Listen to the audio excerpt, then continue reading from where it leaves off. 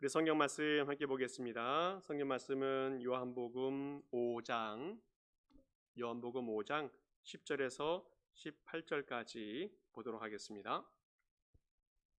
요한복음 5장 10절에서 18절까지 우리 교도가시면서 보겠습니다. 제가 먼저 10절 봅니다. 유대인들이 병 나은 사람에게 이르되 안식일인데 내가 자리를 들고 가는 것이 옳지 아니하니라.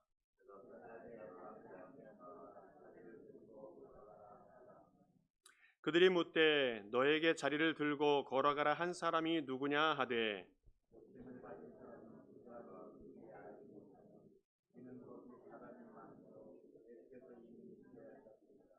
그 후에 예수께서 성전에서 그 사람을 만나 이르시되 보라 내가 나았으니 더 심한 것이 생기지 않게 다시는 죄를 범하지 말라 하시니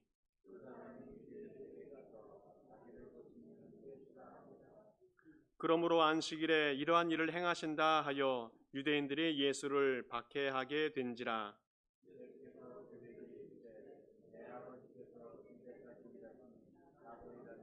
함께 읽겠습니다. 유대인들이 이로 말미암아 더욱 예수를 죽이고자 하니 이는 안식일을 범할 뿐만 아니라 하나님을 자기 친아버지라 하여 자기를 하나님과 동등으로 삼으심이러라. 아멘. 지난주에는 안식을 주시는 하나님이라는 말씀을 나눴습니다.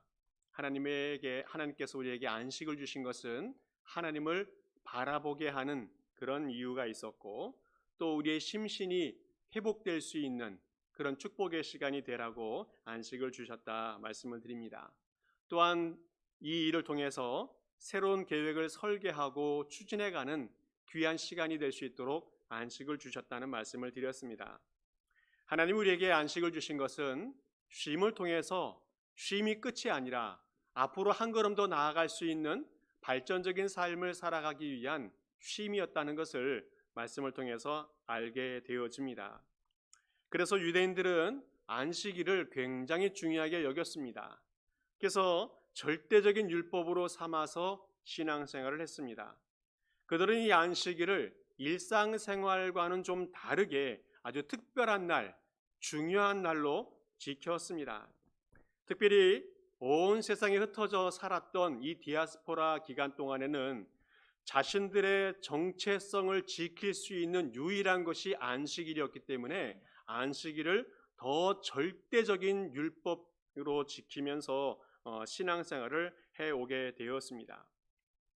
안식일을 지킨다는 것, 그것은 엄청나게 어려운 일이었기 때문에 그 당시에 경제적인 어떤 어려움도 감수해야 되고 어떤 손해도 감수해야 되고 또 다른 사람들이 차별한다든지 또 오해나 핍박이 있는 것에 대해서도 감수하면서까지 이 안식일을 지켜간 것을 보게 되어집니다. 심지어 유대인들은 전쟁 중에서도 안식일을 지켰어요. 전쟁 중에서 안식일을 지킨다는 것은 얼마나 위험한 일인지 알 수 있지 않습니까? 특별히 마카비 전쟁이라고 하는 전쟁을 통해서 안식일을 지키는데 안식일을 지키다 보니까 죽음을 불사할 수밖에 없었어요. 로마군이 침범해 오는데 안식일이라 싸울 수가 없습니다. 그래서 가만히 앉아서 다 학살당했어요. 이렇게 이들은 안식일을 지키는 것을 목숨처럼 철저하게 지키고 있었다는 겁니다. 이 유대인들은 안식일을 오래전부터 하나님의 율법을 주신 그때부터 계속 잘 지켜왔는데 문제는 그 의미가 변질되어져 가고 있다는 겁니다. 안식일에 쉬라고 했으니 잘 쉬었고 제사 지내라고 했으니까 제사를 잘 지냈습니다. 그래서 하나님께서 말씀하신 그 법대로 지키려고 노력은 했는데 하나님의 법 그것이 조금씩 변질되어져 가고 있었다는 거예요. 이사야 1장 말씀 보게 되어지면 어떻게 변질되어졌는지 그것을 보여주고 있습니다. 우리 11절, 12절, 13절인데 제가 11절 읽고 여러분들 12절, 13절 읽으면 좋겠습니다. 여호와께서 말씀하시되 너희가 무수한 제물로 내게 무엇이 유익하뇨? 나는 순양의 번제와 살찐 짐승의 기름에 배불렀고 나는 수송아지나 어린 양이나 수염소의 피를 기뻐하지 아니하노라. 읽겠습니다.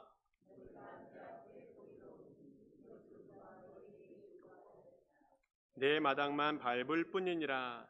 헛된 재물을 다시 가져오지 말라. 분향은 내가 가증히 여기는 바요, 월삭과 안식일과 대회로 모이는 것도 이러하니 성애와 더불어 악을 행하는 것을 내가 견디지 못하겠노라. 유대인들의 안식일을 지키는데 그 신앙의 모습이 변질되어져 갔던 모습들을 오늘 성경에서는 이렇게 표현하고 있어요. 보이려고만 왔다. 마당만 밟았다. 헛된 죄물을 드렸다. 가증한 분향이었다. 내가 견디지 못하겠다. 눈을 가리고 듣지 아니하신다. 주님께서 말씀하고 있습니다. 유대인들의 신앙이 신앙의 겉모양만 어떤 표면적인 외식적인 모습으로만 드러나고 있다는 것을 반증해 주고 있습니다. 이 예배가 하나님께 감동이 되지 아니하고 제물도 하나님이 받으시지 않는 무익한 제물이 되어져 가고 있다는 것을 성경에서 지적해 주고 있습니다. 무엇이 문제입니까? 그 문제를 15절에 이야기하고 있는데 이사야 1장 15절 보게 되어지면 이렇게 말합니다. 너희가 손을 펼 때에 내가 눈을 너희에게서 가리고 너희가 많이 기도할지라도 내가 듣지 아니하리니 이는 너희의 손에 피가 가득함이라.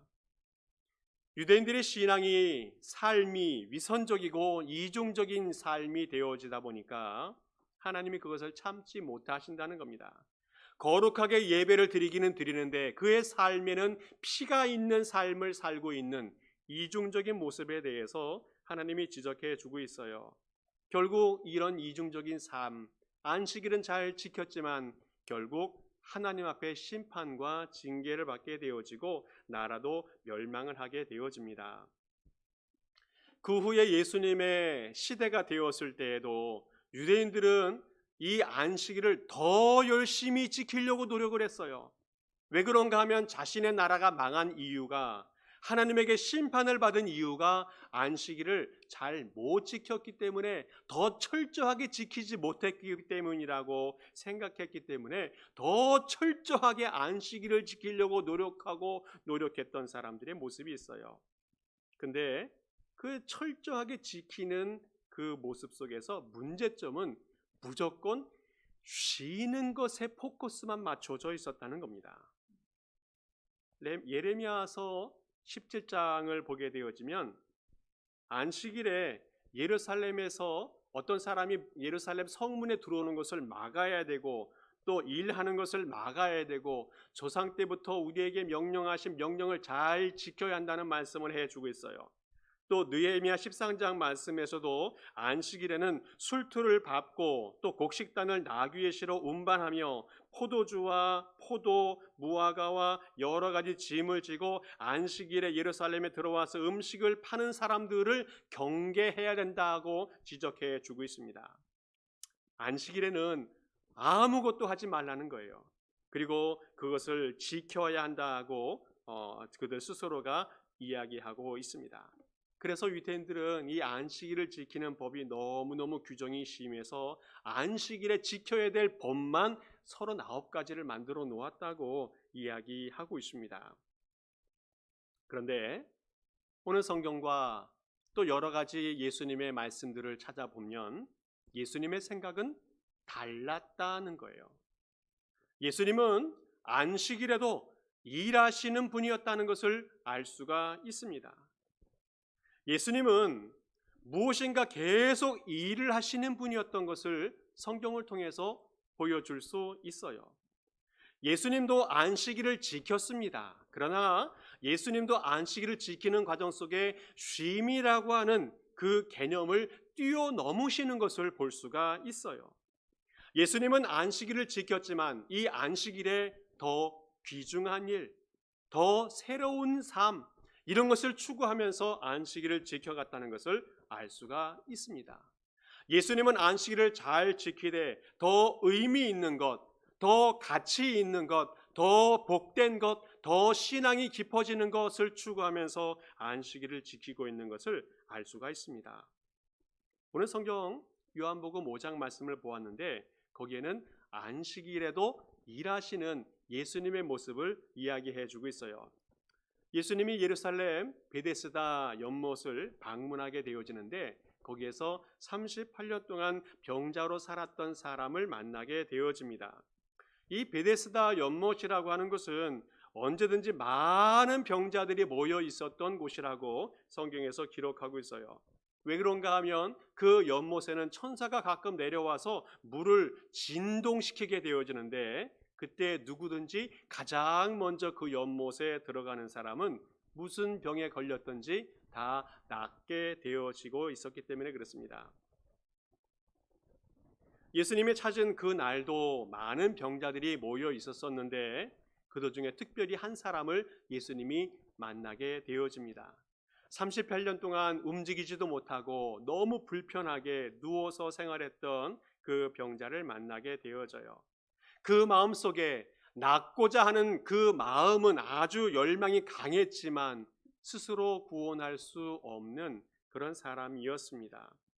예수님께서는 은혜와 또 자비의 마음을 가지고 그를 찾아가시고 또 마음을 물어봅니다. 정말 낫고자 하느냐, 낫고자 하느냐. 그때 환자는 이야기 이렇게 해요.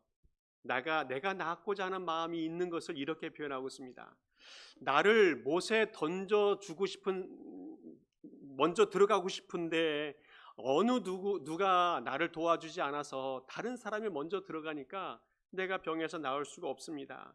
낫고자 하는 멸망은 있지만 스스로 할 수 없는 것에 대해서 한탄을 하고 있을 때에 예수님께서 말씀하십니다. 일어나 내 자리를 들고 걸어가라 말씀하셨습니다.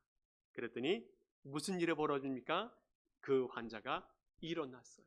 그리고 걸어갔습니다. 이 놀라운 일이 벌어지기 시작했습니다. 이 38년 동안 한 번도 움직이지 못했던 그 사람이 예수님의 말씀을 통해서 일어나는 또 걸어가는 놀라운 역사가 일어나게 되어졌다는 겁니다. 근데 문제는 그 날이 안식일이었다는 거예요. 많은 유대인들은 병 나은 사람들에게 이야기합니다. 안식일인데 네 자리 들고 가는 것은 안식일 법에 맞지 않다고 비난하고 있습니다. 그리고 너를 고쳐준 사람이 안식일인데 너를 고쳐준 것은 맞지 않다라고 누가 너를 고쳐주었는지 그 사람을 찾아내라고 추궁하고 있습니다. 이제 정작 이 고침을 받은 사람은 누가 나를 치료해 줬는지 몰라요. 그 후에 예수님이 다시 성전에 찾아가 주셔서 그 사람을 만나 주십니다. 그리고 고쳐주신 이가 예수님이 그것을 알게 되어져요. 그리고 유대인들도 알게 되어집니다. 또 문제가 생깁니다. 이때부터 예수님이 공격을 받기 시작하고 또 박해를 받기 시작을 합니다. 예수님은 자신이 이 환자를 고쳐준 것이 안식일이라는 것을 잘 알고 있었어요. 그러면서도 예수님은 이렇게 말씀하십니다. 내 아버지께서 일하시니 나도 일한다. 내 아버지 하나님께서 일하시니 나도 일한다. 이렇게 선포해 주십니다. 오늘 이 말씀은 굉장히 중요한 말씀이라고 여겨집니다. 이 말씀을 중심으로 오늘 말씀을 나눠볼 건데 먼저 알 것은 예수님은 안식일에 사람을 고쳤다는 일 때문에 그리고 자신이 하나님의 친아들이라고 이야기한 것 때문에 죽음의 위협을 받을 수 있다는 것을 알았어요. 그럼에도 불구하고 예수님은 안식일에 일하셨습니다. 자신의 생명이 위협을 받기도 하고 또 죽을지도 모르는 어려움에 처했지만 예수님은 일하셨어요.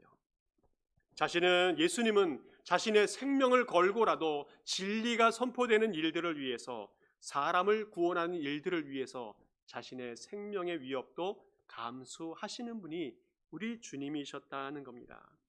우리 예수님은 아버지 하나님께서 일하시니 나도 일한다는 그 말씀을 선포하시면서 자신도 일하는 그런 모습을 보여주었습니다. 먼저 우리가 알아야 될 것은 하나님은 일하시는 분이다라는 겁니다. 성경을 통해서 하나님이 얼마나 일을 많이 하시는지 보여주고 있어요. 예레미야 33장 말씀 보게 되어지면 이렇게 말씀하십니다. 한번 같이 읽어보겠습니다. 시작. 일을 행하시는 여호와, 그것을 만들며 성취하는 여호와, 그의 이름을 여호와라 하는 이가 이와 같이 이르시도다. 우리 하나님을 어떻게 이야기합니까? 일을 행하시는 여호와, 그것을 만드시고 성취하시는 여호와. 우리 하나님은 일하시는 분, 계획하시고 성취하시는 분이라고 말씀하고 있습니다. 우리 하나님의 대표적인 사역이 무엇이었습니까? 그것은 이 땅을 창조하시고 또 아름답게 보존하시는 일입니다. 그리고 우리를 구원하시는 일이 하나님의 가장 중심된 일이었습니다. 하나님은 일하시는 분입니다. 하나님이 일하시지 않았다면 온 우주가 얼마나 무질서하고 얼마나 많은 사고가 일어날 수 있을지 상상도 못할 겁니다. 그래서 하나님은 쉬지 않고 일하시는 것 같아요.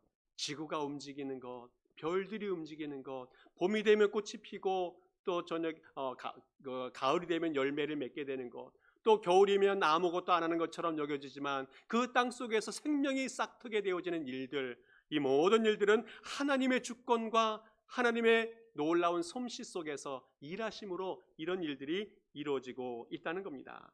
심지어 하나님은 안식일에도 일하십니다. 온 세상을 창조하시는 일들도 진행하셨고 또 일곱째 날 안식도 하셨지만 그 안식일이 쉬는 것으로 끝나는 것이 아니라 새로운 창조를 준비하시는 아름다운 일이었다는 것을 알 수가 있어요. 하나님이 일을 멈추신다면 정말 상상하지 못할 만큼 엄청난 일들이 벌어지게 될 겁니다. 우리의 생명도 이 세상도 온전하지 못할 것이라는 거예요. 하나님은 지으신 모든 세상들을 창조하시고 보존하시고 다스리는 일에 쉬지 않고 일하시는 분이 우리 하나님이시라는 겁니다. 특별히 하나님은 우리의 구원을 위해서 쉬지 않고 일하시는 분이십니다. 하나님은 보이지는 않지만 쉬지 않고 일하시는 분이 우리 주님이십니다. 또한 우리 하나님은 이 세상이 의롭게 되도록 쉬지 않고 일하시는 분이 우리 주님이시라는 거예요. 하나님께서 이렇게 일하시니 예수님도 말씀하십니다. 나도 일한다. 예수님도 일하시는 분이라는 겁니다. 예수님도 우리의 구원을 위해서 일하시고 우리를 축복하는 일들을 위해서 일하시는 분이 우리 주님이시라는 말입니다. 우리 교리서 중에서 웨스터민스터 교리서가 있는데 거기에서 보게 되어지면 예수님께서 구체적으로 어떠한 사역을 하셨는지에 대해서 자세하게 설명을 하고 있습니다. 예수님은 우리의 구원과 또 우리의 축복을 위해서 놀랍고 크신 일들을 행하고 계시다라고 지적해 주고 있어요. 예수님께서 이 땅에 오셔서 우리에게 복음을 전해 주시고 놀라운 이적들을 보여주시고 하나님의 아들의 영광을 나타내 보여주시기도 하고 특별히 우리 죄인들의 구원을 위해서 십자가에 달려 돌아가시고 얼마 동안 사망의 권세 아래 머물러 계시다가 사망의 권세를 깨뜨리고 3일 만에 부활하셔서 부활의 첫 열매가 되시는 일들을 행해 주셨어요. 다시 살아나셨습니다. 그리고 하나님의 보좌 우편에 앉아 계시면서 놀라운 일들을 계속 하고 계십니다. 지금도 하나님은 우리의 구원과 우리를 축복하는 일들을 위해서 엄청난 일들을 하고 계신다는 겁니다. 하나님의 보좌 우편에 앉아서 우리를 위해서 중보 기도하고 있는 일을 하고 계세요. 우리가 대적 앞에 고소를 당하고 또 고발을 당할 때 우리를 위해서 변호하시는 일들을 행하십니다. 또 우리의 심령 속에 평안을 주기 위해서 수많은 대적들을 물리치시면서 주님이 일하고 계세요. 그리고 우리 자신이 또 우리의 노력과 수고와 섬김들이 하나님 앞에 받아들여지도록 주님이 수고하고 계시다는 겁니다. 우리 주님은 택하신 자들의 구원과 또 축복을 위해서 끊임없이 일하시는 분이 우리 주님이시라는 거예요. 오늘 성경 말씀에서도 38년 동안 고난받고 있었던 질병 가운데 비참한 삶을 살았던 사람에게 말씀하십니다. 내 자리를 들고 걸어가라. 그래서 회복시키시고 고치시고 구원해 주시는 분이 우리 주님이시라는 겁니다. 우리 한 사람 한 사람을 소중하게 여겨서 그들의 필요와 그들의 문제들을 해결하시고 공급하시는 분이 우리 주님이시라는 겁니다. 우리 주님은 우리의 구원과 축복을 위해서 안식일에도 일하시는 분이 우리 주님이십니다. 우리 주님은 언제나 우리를 위해서 일하시고 계신다 말씀하고 있습니다. 예수님께서 하나님이 일하시니 나도 일한다 말씀하셨다면 우리는 어떤가 생각해 보게 되어집니다. 우리도 하나님의 자녀이고 예수님의 제자라면 예수님을 따라서 일하는 사람이 되어져야 된다는 겁니다. 마태복음 9장 말씀을 보게 되어지면 이렇게 말하고 있어요. 이에 제자들에게 이르시되 추수할 것은 많되 일꾼이 적으니 그러므로 추수하는 주인에게 청하여 추수할 일꾼을 보내주소서 하라. 예수님은 예수님과 함께 일할 수 있는 일꾼이 필요하시다 말씀하고 있습니다. 우리 모든 성도들은 주님과 함께 일하는 사람들이 되기를 간절히 축복합니다. 그러면 어떤 일을 해야 되는지 성경에서 몇 가지 이야기해 주고 있는데 가장 중요한 일이 무엇인가 하면 하나님을 믿는 일이라는 겁니다. 하나님을 믿는 것. 요한복음 6장 말씀 보게 되어지면 이렇게 말씀하고 있어요. 썩을 양식을 위하여 일하지 말고 영생하도록 있는 양식을 위하서 하라. 이 양식은 인자가 너희에게 주리니 인자는 아버지 하나님께서 인치신 자니라. 읽겠습니다. 시작. 그들이 묻되 우리가 어떻게 하여야 하나님의 일을 하오리까? 예수께서 대답하여 이르시되 하나님께서 보내신 일을 믿는 것이 하나님의 일이니라. 아멘. 가장 중요한 것, 우리가 해야 될 가장 중요한 것이 무엇인가 하면 하나님의 아들, 하나님이 보내신 예수 그리스도를 믿는 것이 가장 중요한 일이다 말하고 있습니다. 하나님의 구원을 인정하는 것, 하나님이 선택하신 것을 받아들이는 것, 하나님의 뜻이 이루어지고 있는 이 현장을 인정하는 것이 중요하다는 겁니다.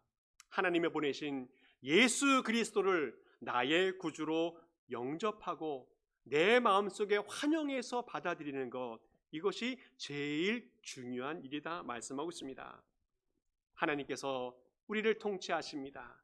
예수께서 우리를 인도하십니다. 이것을 인정하며 살아가는 것이 믿음의 삶이라 주님께서 말씀해 주고 있어요. 그 당시 유대인들은 정말 필요한 예수님 믿는 것을 잊어버리고 살았어요. 거부했어요. 이 일을 통해서 하나님과의 관계가 회복이 되어져야 되는데 그렇게 되지 못한 안타까움이 있었습니다. 오늘 성경에서는 그런 일들을 세상의 일이다, 썩어질 일이다, 자신만의 일이다 라고 지적해 주고 있어요. 스스로 하나님의 일을 한다고 하면서 하나님을 대적하는 일들이 있었었는데 이런 삶에서 돌아서라 라고 주님께서 말씀하고 있습니다. 자신의 필요를 위해서 사는 것, 또 잘못된 신념을 위해서 열심을 내는 것, 하나님과 상관없이 살아가는 것, 이런 것에서 회개하고 돌아서라. 이것이 바로 믿음의 삶이라고 주님께서 말씀해 주고 있습니다. 우리 일생 동안에 가장 중요한 일, 하나님을 믿는 것에 최선을 다하는 성도가 되기를 간절히 축복합니다. 하나님을 믿는 것, 하나님을 사랑하는 것, 하나님을 믿고 따르는 것, 하나님을 의지하는 것, 하나님을 내 삶의 중심에 모셔드리는 것, 이런 것에 최선을 다할 때에 하나님이 기뻐하시고 우리 인생이 복된 인생이 될 줄을 믿습니다. 또 하나 주님께서 우리에게 맡겨주신 사명이 뭐냐면 각자 맡겨준 사명이 있을 텐데 그 사명을 잘 감당하는 겁니다. 마가복음 1장에서는 예수님께서 베드로와 그 형제 안드레를 부르시는 모습을 보여주고 있습니다. 말씀에 이렇게 합니다. 예수께서 이르시되 나를 따라오라. 내가 너희로 사람을 낚는 어부가 되게 하리라. 예수님의 제자가 필요했어요. 예수님의 복음 사역에 동참할 사람들이 필요했습니다. 예수님 이후에 사역을 이어갈 사람들이 필요해서 예수님은 제자들을 선택하시고 그들에게 사명을 주었습니다. 사람을 낚는 어부가 되도록 전도자의 사명을 주었어요. 또 바울에게도 온 세상의 복음을 전할 수 있는 사명을 맡겨 주었습니다. 사도행전 9장 말씀에 보아도 이렇게 말하고 있어요. 주께서 이르시되 가라, 이 사람은 내 이름을 이방인들과 임금들과 이스라엘 자손들에게 전하기 위하여 택한 나의 그릇이라. 바울이 온 세상의 복음을 증거하기 위해서 다녔던 것은 하나님의 부르심에 합당하게 일했기 때문에 가능했다는 겁니다. 온 세상의 복음을 전하기 위한 택한 나의 그릇이라는 사명이 이 바울에게 있었기 때문에 이 일이 가능했다는 거예요. 지난주에 열왕기상 말씀을 통해서 엘리야 이야기를 좀 했습니다.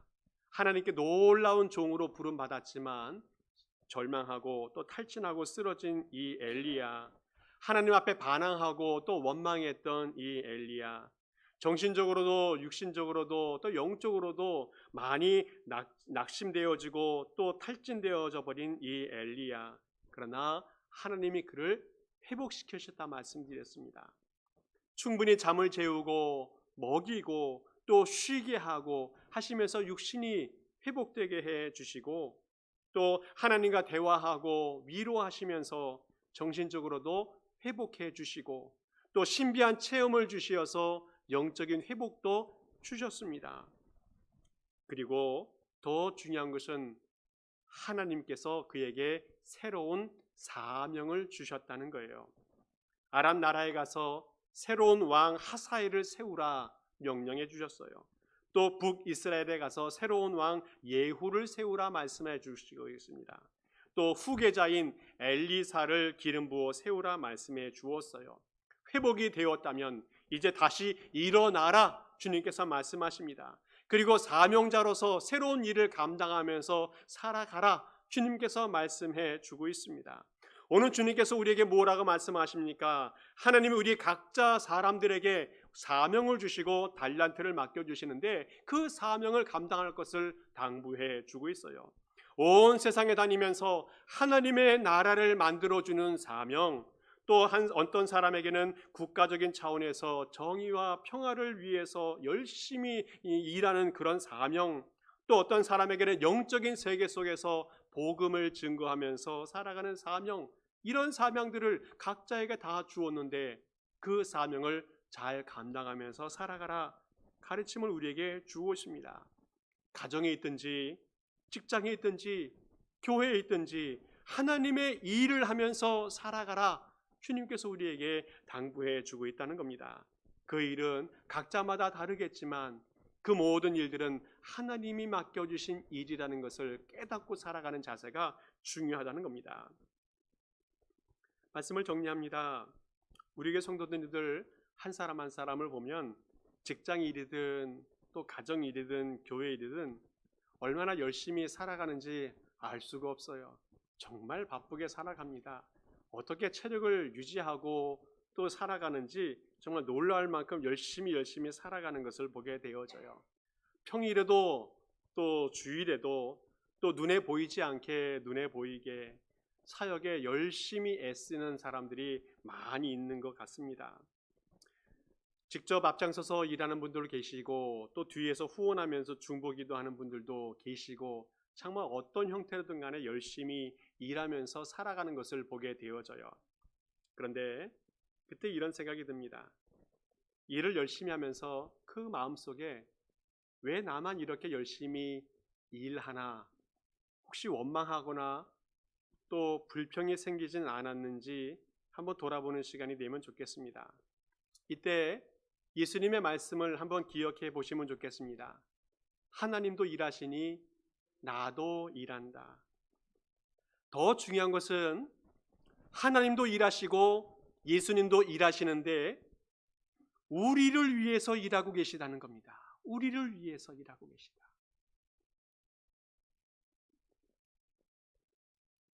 우리 하나님은 우리를 위해서 온 세상을 창조해 주셨고 예수께서는 우리를 위해서 자신의 생명을 버려주셨고 우리의 구원을 위해서 천국을 예비하시고 우리를 위해서 수많은 일들을 행해 주시고 계시다라는 겁니다. 오늘 우리는 어디에 있든지 어떤 삶을 살아가든지 일하는 자세가 중요한데 내가 일하고 있다는 것에 대해서 감사하고 내가 일하고 있다는 것에 대해서 하나님의 축복이라는 것을 기억하며 살아가면 좋겠습니다. 그래서 우리가 어떤 삶을 살아가든지 어디에 있든지 내가 살아가는 삶의 현장에서 하나님의 나라를 만들어 간다는 마음으로 일하시면 좋겠습니다.